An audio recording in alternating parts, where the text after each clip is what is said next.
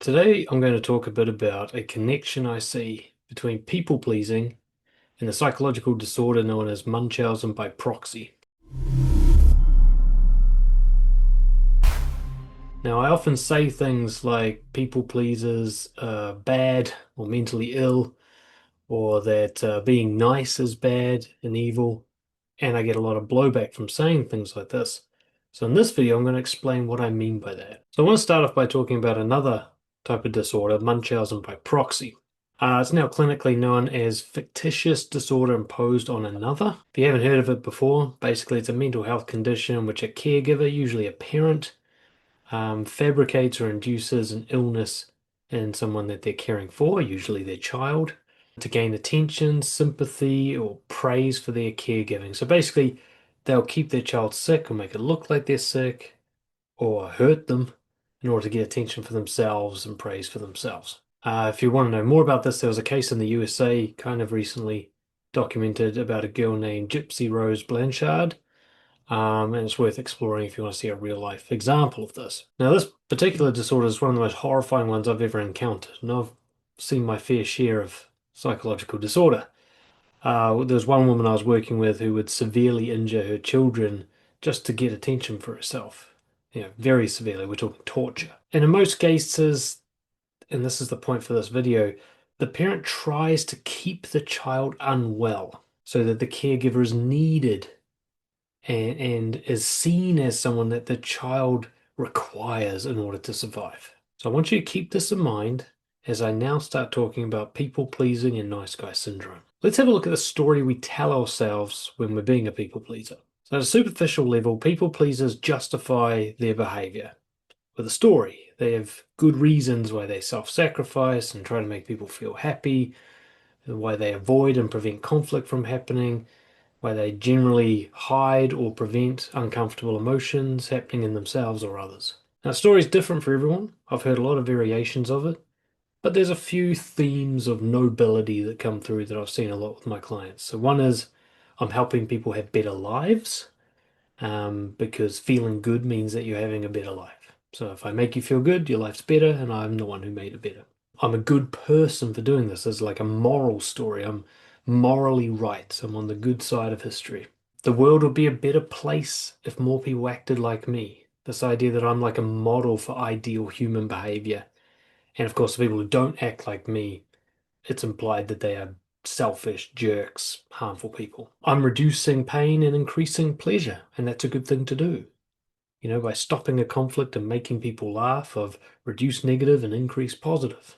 That's often a story they tell themselves. And more of a negative story is like it hurts people to, confront them, show my negative thoughts and feelings, my judgments and opinions. It's good to hide these things. I'm saving the world from suffering by hiding these things. So these are just some of the variations of the many stories I hear about why people think it's good to please others. They make us feel like we're a good person. They are like a congratulations or reward for being a people pleaser.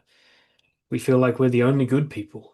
That we're the light in the darkness, that we're setting an example that other people should follow. Let me be very clear about this. Each and every one of these stories is total horseshit. We tell ourselves these noble lies to hide from ourselves the true reasons that we do this stuff. We do this because our real motives are so horrifying, so impossible to reconcile with being a good person, that we can't even allow ourselves to be aware of them. So let's look at the real reasons we people please. At the heart of every people pleaser or nice guy or whatever you want to call it is an obsession with control. All those nice, helpful, noble thoughts you're having about what you're doing screen your hidden agenda, which is to control the emotional state of everyone you're involved with. Your primary motivation as a people pleaser is to create an emotionally comfortable situation for yourself. We're not serving others, we're using them to manage our own emotional state. We cheer people up not because we want them to feel better, but because we prefer to be around happy people. We don't consider whether or not happiness is actually what's best for them right now. We just know it's best for us right now. And so that's why we cheer someone on. We calm someone down when they're angry, not because that's the best thing for them, but because we're upset with anger. and we don't want it around us. We're more comfortable when people are calm. We sacrifice ourselves for others, noble people that we are, so that they'll feel grateful and appreciative and like us more, not because we care about their well-being. We give people advice to control their behavior, make them more likely to do things that we agree with and feel comfortable with, not because we want them to make good life decisions or live by their own preferences. And while we do have some deep down, genuine interest in other people's well-being, this is not the primary motivation for people-pleasing behavior. If we really cared about other people, we'd be focused a lot more on the long-term impact that we're having on them rather than the short-term impact that we're trying to have on our own emotional state. So at this point, you might disagree with me. You might think that your motives are clean and that being a people pleaser helps and improves the lives of others. You think you're having a positive impact on other people by being nice. But are you sure about that? Let's say you think that because somebody has a positive short-term reaction to you, like laughing, feeling relieved, or saying thank you, that's evidence that you've improved their life. It might sound logical, but it's not. Let's say someone is grieving or sad, you cheer them up. Have you not interrupted the grieving process prematurely? You've interfered with the normal function of dealing with loss. How does that improve their life? You've delayed their healing. You give someone advice rather than letting them figure it out for themselves. Have you not weakened their problem-solving abilities? You've deprived them of the helpful life lessons that come through trial and error experimentation. You've shortcut that process because you want to see it solved, and you've deprived them of the learning that would come from trying to solve it themselves. You've taken away their triumph and glory. You've become the hero who swooped in so that they don't get to be the winner. And you've infected them with your ideas and opinions about what a good life for them should be, rather than letting them decide for themselves. Why would you pat yourself on the back for this behavior? Let's say you hold back on giving someone negative feedback because you don't want to hurt their feelings, right? What is the long-term cost of them not receiving that information? Let's say they're making a mistake. If you don't give them feedback, are they likely to fix the mistake or repeat it? Your silence gives them consent. With not saying anything, you're patting them on the back and saying, keep doing what you're doing. It's working for you. And if that's not true, then you've lied to them by holding this information back from them. You probably allowed them to form a long-term habit that they have a blind spot around. Like, obviously, if they knew that what they were doing was wrong, they would have changed it by now, or at least noticed it. If they're not mentioning it, then it's in their blind spot. They don't know that they're doing something wrong. So later on, when this bad habit goes on to ruin their relationships and their career and frustrate them with a lack of satisfaction in life, how exactly have you helped them by holding it back? Let's say you allow your pessimistic friend to whine and complain about their situation, even though you know they are the cause of their own misery, that they're the common denominator in all their problems. You're frustrated with them, but you condone them. You say, oh, poor you, because you want them to think of you as compassionate.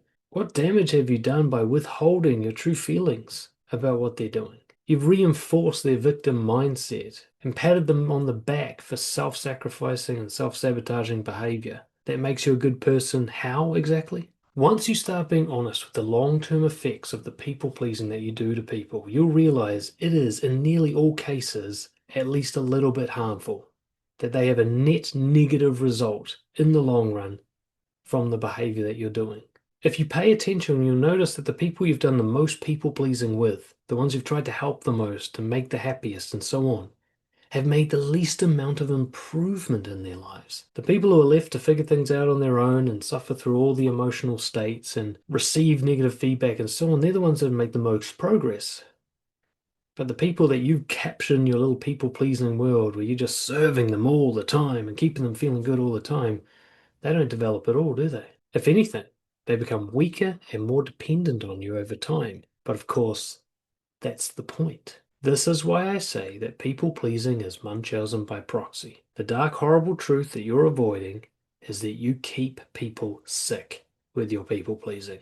And then you pat yourself on the back and tell yourself you're a good person for doing this. You treat them as if they need you until it becomes true. Anyone who's ever worked in rehabilitation, coaching, therapy, medicine, any of these things, they know that if you really want to help people, you've got to hurt them. All right, that happy and comfortable is not where you improve your life. You need to feel guilty and frustrated and angry and sad in order to make progress. If you're cheering people up all the time, trying to keep them comfortable all the time, they get worse, not better. For people to have a good life, They have to learn to take responsibility for their own decisions. They have to learn how to process painful emotions. They have to solve their own problems. They have to become self-sufficient. People pleasing causes the opposite of all of that development. People pleasing delays or prevents growth in others. So when you make people happy or you help them solve their problems or you prevent conflict from happening, all you're doing is weakening them psychologically so that they become more dependent on you and you look like the hero.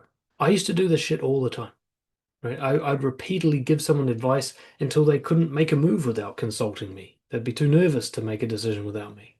I'd make people laugh so much that they felt obliged to invite me to parties as the entertainment. I'd counsel people into being easygoing, and in the process of doing so, I'd infect their ability to form real connections with people because they'd become conflict averse.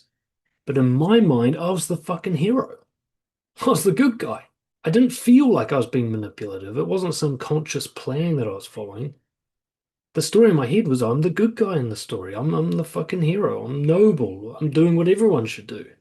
My mind constantly told me that I was being valuable. Told me that by helping people, making them feel good, I was a good person. I could not see that I was really driven by deep insecurities, toxic shame, a pathetic desire to control everyone due to a deep-seated fear of abandonment and not good enough. I felt that no one would ever want me or love me unless I made myself indispensable, unless they needed me. I got panicky at the idea of people not needing me in their life. I needed to be needed, and that was the primary motive. I wasn't trying to help them. I was trying to get my own needs met. It wasn't until I started rehabilitating criminal offenders that I came to see the truth, which is if you really want to help people, you have to encourage them to suffer, to encourage them to take responsibility for their decisions, which often means guilt. You have to encourage them to see that they are the cause of their results, which often means frustration and self-loathing. It's incredibly uncomfortable to make positive changes because there's a crisis that always comes, a psychological crisis. You have to watch them fail and you don't get in the way. You let them fail. You have to confront them even though that makes them really upset. You have to endure all their aggressive or defensive reactions. Quite often, if you really help someone well, they won't like you personally at the end of it. They might respect you, they'll come back to you for more help, but they're not your friend. If you really cared about other people, you'd let them process their emotions. You'd let them make decisions in their life without trying to control them.